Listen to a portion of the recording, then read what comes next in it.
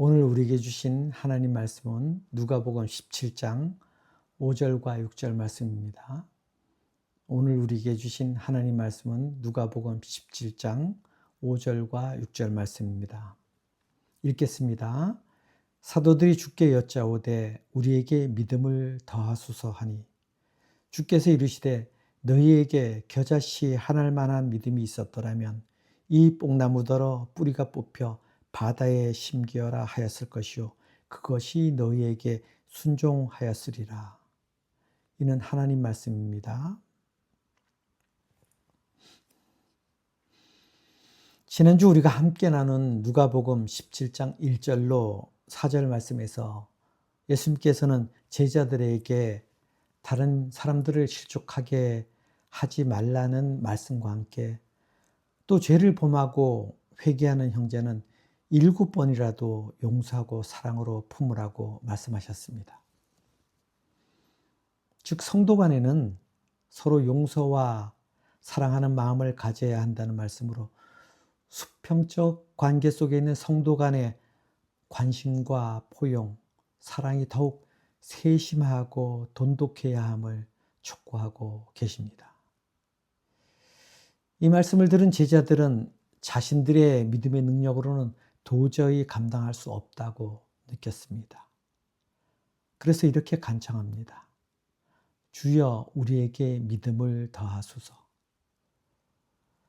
제자들의 요청은 단순히 믿음을 주세요가 아니라 지금보다 더 많은 믿음을 주세요라는 의미입니다.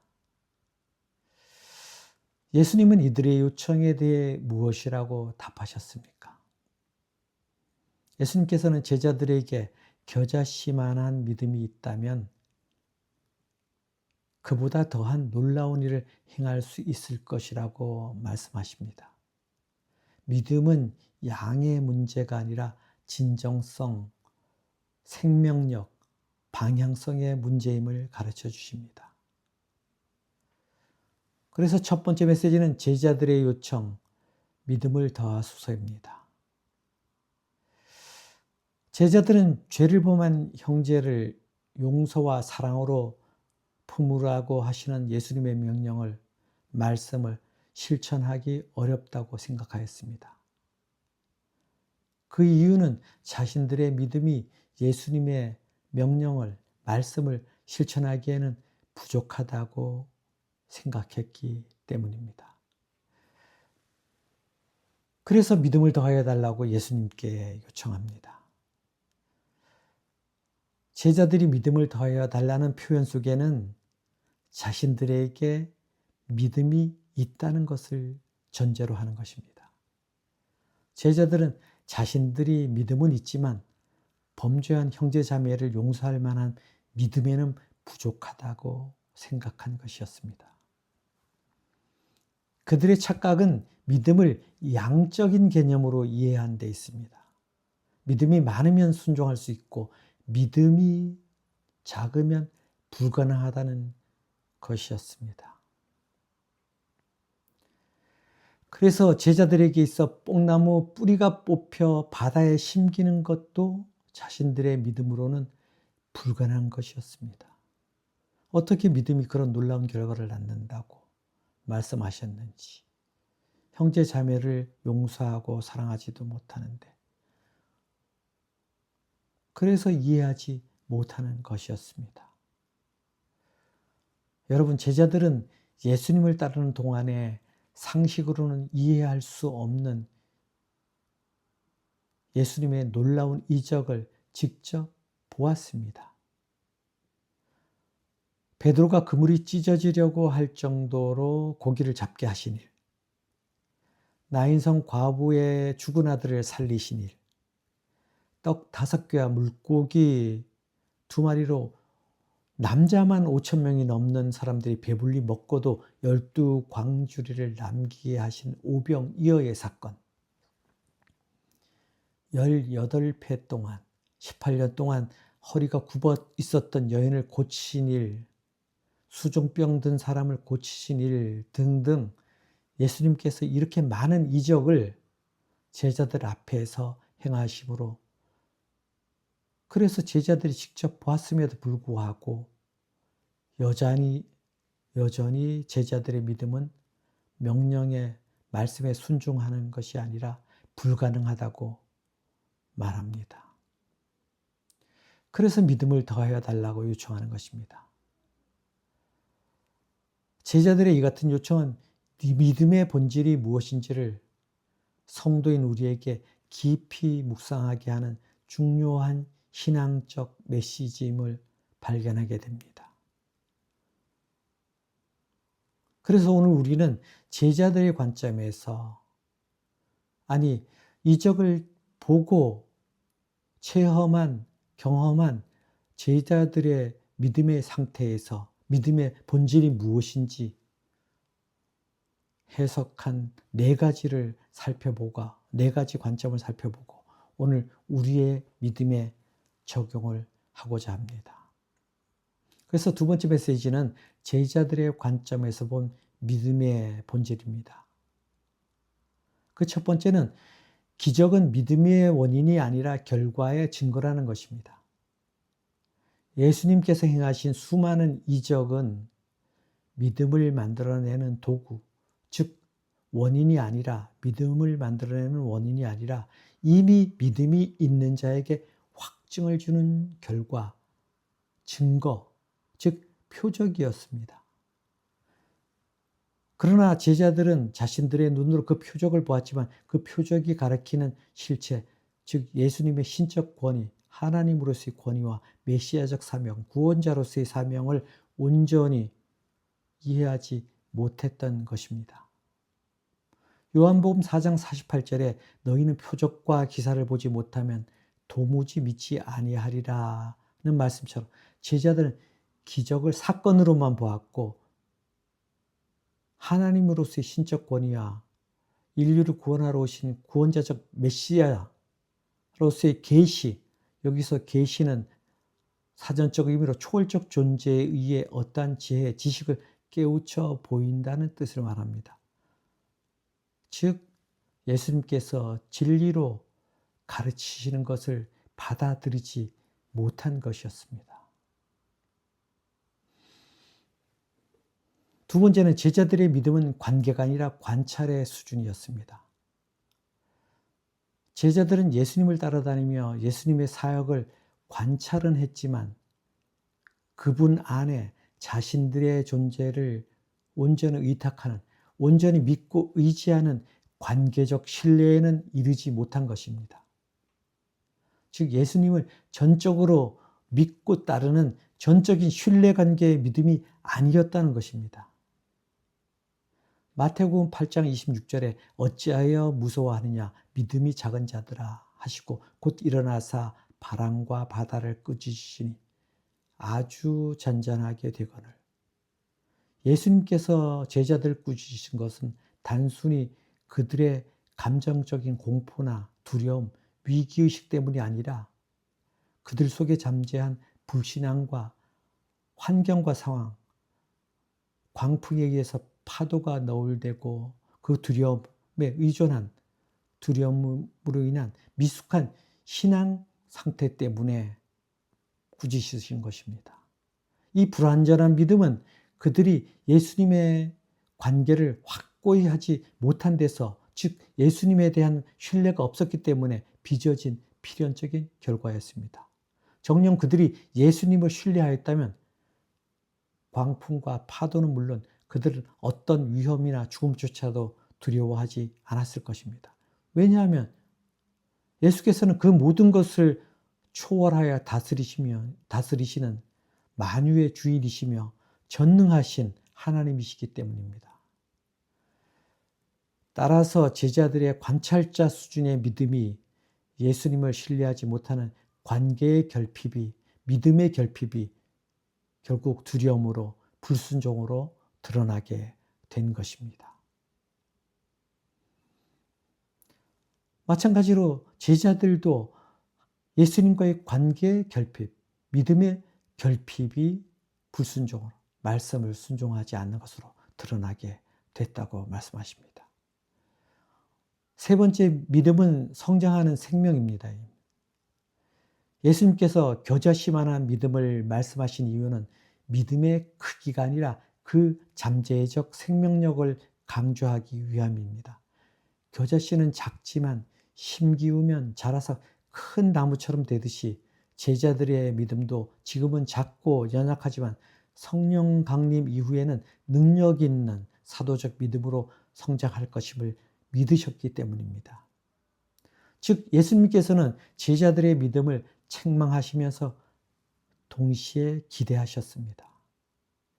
그들은 지금은 미숙하지만 성령 강림 이후 사도로서의 역할을 감당할 하나님 나라의 씨앗, 즉 믿음을 성장케 하는 생명이 제자들에게 심겨져 있었음을 믿으셨기 때문입니다. 네 번째, 믿음의 본질은 보는 것이 아니라 신뢰하는 것입니다. 기적을 본다고 믿음이 생기는 것이 아닙니다. 히브리서 11장 1절에 믿음은 바라는 것들의 실상이요 보이지 않는 것들의 증거니 라는 말씀처럼 믿음은 보이는 현상이 아니라 보이지 않는 하나님을 신뢰하는 마음의 결단이라는 것입니다.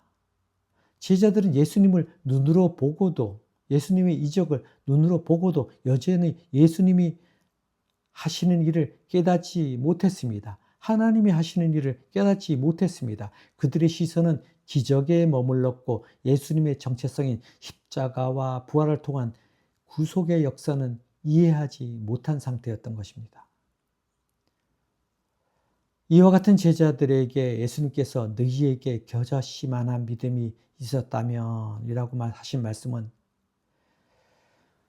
제자들의 믿음 없음을 꾸짖음과 동시에 그들의 믿음의 생명력이 살아나길 기대하며 하신 말씀이었습니다. 그 믿음은 단순한 기적 체험의 축적이 아니라 십자가 부활의 예수 그리스도와의 인격적인 만남 속에서 살아나고 성장할 것임을 기대하셨습니다. 제자들은 아직 십자가와 부활의 구속사를 경험하지 못한 성령 강림 이전의 제자들이었기 때문입니다. 그렇다면 본문의 성령 강림 이전의 제자들의 믿음에 견주어 오늘을 사는 성도된 우리의 믿음의 모양은 어떻습니까? 상태는 어떻습니까? 그래서 세 번째 메시지는 제자를 통해 성도에게 주시는 메시지입니다. 우리는 예수님의 십자가 부활의 구속 사역을 영접하는 믿음으로 구원을 받았고 많은 간증들과 이적 또 성경 말씀을 듣고 배우며 심지어 우리의 삶 속에서 살아계신 하나님을 매 순간 경험하는 그리고 하나님의 은혜임을 고백하며 살아갑니다. 그럼에도 불구하고 정작 삶의 위기의 상황이나 세상의 지혜로 감당할 수 없는 일을 마주할 때 믿음으로 담대히 하나님 앞에 나아가 말씀의 능력을 믿고 순종함으로 그 은혜를 힘입어 승리함으로 하나님께 영광과 감사하는 믿음의 삶을 살 때도 있습니다. 반면에 본문의 제자들처럼 믿음이 부족하다는 이유로 두려워 피하거나 세상과 타협하거나 불순종한 때도 있었습니다. 그렇습니다. 우리들의 믿음의 모양은 증거인 열매는 각양각색이고 천차만별일 것입니다. 그러나 오늘 주님은 그런 각기 다른 믿음의 모양을 가진 우리 안에 여전히 믿음의 씨앗을 심으시고 그 씨앗이 자라 흔들리지 않는 신뢰로 순종으로 성령의 능력으로 열매 맺기를 기대하신다고 제자들의 믿음을 통해 우리에게 말씀해 주십니다. 그러므로 여전히 오늘 본문의 제자들처럼 연약하고 흔들리는 믿음을 가진 우리지만 믿음의 씨앗을 심으시고 그 열매 맺기를 기다리시는 주님이심을 기억하고 주님 앞에 주님과 관계 속에서 생명력 있는 믿음으로 순종하며 살아감으로 주님 주시는 은혜와 축복을 누리시는 저와 여러분 되길 소원합니다. 마지막 메시지는 믿음의 본질, 크기가 아니라 생명력입니다. 예수님은 제자들에게 요청해 이렇게 말씀하십니다. 6절 말씀입니다. 읽겠습니다. 주께서 이르시되 너희에게 겨자씨 한 알만한 믿음이 있었더라면 이 뽕나무더러 뿌리가 뽑혀 바다에 심겨라 하였을 것이요 그것이 너희에게 순종하였으리라. 그런데 예수님은 왜 겨자씨 하나를 예로 들어 믿음을 설명하시는 것일까요? 겨자씨는 매우 작은 씨앗입니다. 겨자씨는 헬라어로 시나피로 1 내지 2mm 정도의 크기의 작은 씨가 자라서 2 내지 3m 크기의 숲을 만들기에 작지만 그 안에는 놀라운 생명력과 성장의 잠재력이 있는 씨앗이기 때문입니다. 예수님께서는 바로 이 점을 주목하고 말씀하신 것입니다. 예수님은 믿음은 크기가 아니라 그 안에 생명력과 성장 잠재력을 보신 것입니다. 믿음이 진짜 살아있는 믿음이라면 그것이 아무리 작아도 불가능을 가능하게 하는 힘을 발휘하기 때문입니다. 겨자씨 한 알만한 믿음으로 믿음의 본질을 소유가 아니라 생명력 있는 관계라는 것을 가르쳐 주신 것입니다. 믿음은 하나님과의 인격적인 신뢰의 끈이며 그 끈이 하나님과의 관계 안에 살아있으면 아무리 작은 믿음일지라도 하나님의 능력이 그 안에서 역사한다는 것을 말씀하시는 것입니다. 그리고 예수님은 겨자씨에 이어서 뽕나무를 예로 드십니다. 뽕나무는 뿌리가 넓고 깊게 심겨져 있어서 쉽게 뽑히지 않습니다. 이것은 우리의 완고한 마음과 죄성, 용서하지 못하는 마음을 상징합니다. 그런 뽕나무가 뽑혀 바다에 심긴다는 표현은 우리의 상식과 능력으로는 결코 할 수 없는 일을 하나님께서는 믿음을 통해 이루어지게 하신다는 상징적인 표현입니다. 그렇습니다. 살아있는 믿음은 견고한 뽕나무 뿌리도 뽑아낼 수 있습니다. 마태복음 17장 20절 말씀에 만일 너희에게 믿음이 겨자씨 한 알만큼 있어도 이 산을 명하여 여기서 저기로 옮겨지라 하면 옮겨질 것이요 또 너희가 못할 것이 없으리라. 마가복음 11장 23절에는 누구든지 이 산더러 들려 바다에 던져지라 하면 그 말하는 것이 이루어질 줄 믿고 마음에 의심하지 않으면 그대로 되리라. 마태와 마가는 뽕나무 대신 산으로 표현하였습니다. 마찬가지로 사람의 능력으로는 할 수 없지만 그것이 산이 되었던 뽕나무가 되었던 믿음으로는 가능하다는 것입니다. 비록 매우 작은 겨자씨지만 생명력이 있다면 믿음이 살아있다면 그것은 성장의 잠재력을 가지고 있어서 나중에는 믿겨지지 않을 정도로 크게 성장한다는 것을 말씀하시는 것입니다. 믿음의 원리도 마찬가지입니다. 우리 생각으로는 아주 작은 믿음처럼 보일지라도 그 안에 생명력이 있고 하나님에 대한 견고한 신뢰가 있다면 그 믿음을 통해 이루지 못하는 불가능한 일은 없다는 것입니다. 그래서 마가복음 9장 23절에 예수께서 이르시되 할 수 있거든이 무슨 말이냐 믿는 자에게는 능히 하지 못할 일이 없느니라 하시니 말씀처럼 그렇습니다. 믿음이 있으면 사랑도 가능합니다. 믿음이 있으면 용서도 가능합니다. 믿음이 있으면 불가능해 보이는 순종도 가능합니다. 바울 사도는 고백합니다. 로마서 1장 17절에 복음에는 하나님의 의가 나타나서 믿음에 이르게 하나니 기록된 바 오직 의인은 믿음으로 말미암아 살리라 함과 같으니라. 오직 의인은 믿음으로 말미암아 살리라는 이 말씀은 성도의 참된 믿음은 단순한 감정이나 결심이 아니라 하나님께서 허락하여 주신 예수 그리스도를 믿는 믿음으로 사는 것임을 말씀하십니다. 그러므로 하나님으로부터 택함받아 성도된 우리는 주어진 삶의 자리에서 용서와 사랑의 믿음을 실천하는 순종의 삶을 통해 오직 믿음으로 말미암아서 의인된 삶을 사는 저와 여러분 되길 소원합니다. 말씀을 정리합니다.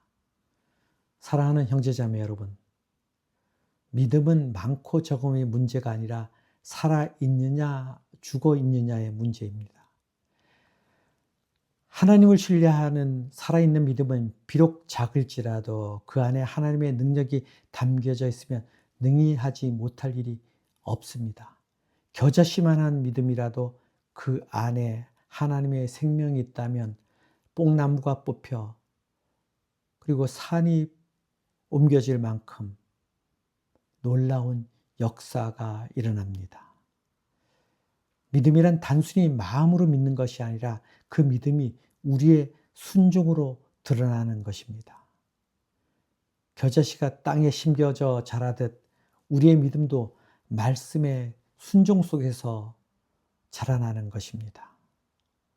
그러므로 오늘 우리는 이렇게 기도하길 원합니다. 주여 믿음을 더하소서가 아니라 주여 내 안에 믿음이 살아 역사하게 하소서. 주여 내 안에 믿음이 살아 역사하게 하소서. 주여 내 안에 믿음이 살아 역사하게 하소서. 그러므로 이 한 주간 살아있는 믿음, 하나님을 신뢰하는 믿음, 말씀을 실천하는 믿음으로 성령 하나님의 도우심을 통해 하나님 나라의 놀라운 일들을 이루어가게 하시고 주어진 삶의 자리에서 생명력 있는 복음의 씨앗을 품고 심음으로 주님 주시는 기쁨과 감사가 넘치는 복된 삶, 그런 삶을 나누시는 사랑하는 형제자매들 되길 소원하며 말씀을 마치겠습니다. 아멘.